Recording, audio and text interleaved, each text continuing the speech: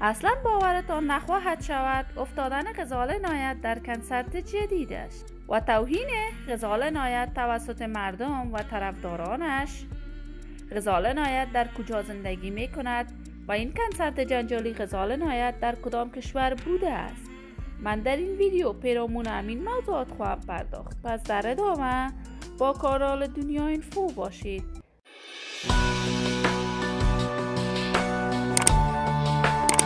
سلام، شما را خوش آمدید میگم به یکی دیگر از ویدیوهای جذاب کانال من. برای دوست شدن با کانال دنیا اینفو علامت سابسکرایب را فشار دهید تا از ویدیوهای دیگر کانال من هم آگاه شوید.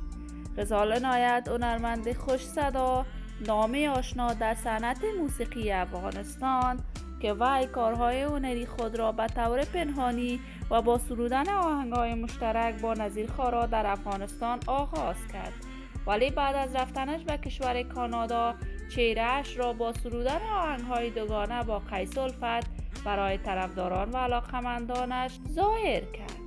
غزال نایت اکنون تابعیت کشور کانادا را دارد، ولی به خاطر کارهای هنریش در کشور ترکیه مانند آریانا سعید زندگی می‌کند و همیشه خواسته یکم جلوتر از آریانا سعید باشد و همیشه کارهای هنری خود را بر ضد و رقابت با آریانا سعید برگزار می‌کند.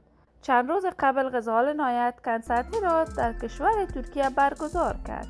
وی در این کنسرت خود لباس‌های کاملا درازتر از قدش و بوت‌های خیلی بلند برپا کرده بود که به یک بارگی در جریان رقص به استیج می‌افتاد و همه علاقه‌مندانش وی را سرزنش و توهین می‌کنند. تصاویری نشر شده از این کنسرت غزال نایت در صفحات مجازی بازتاب گسترده‌ای داشته است، ولی این اتفاقات طبیعی است و برای هر انسان احتمال دارد به پیش بیفتد. ولی من آرزوی موفقیت، سلامتی و کامیابی برای تمامی جوانان کشور خود از بارگاه عزت منان تمنا دارم. دوستان نهایت عزیز، شما هم نظریاتتان را در بخش کامنت با من شریک بسازید. این ویدیو را با دوستداران و علاقه‌مندان غزال نایت به اشتراک بگذارید.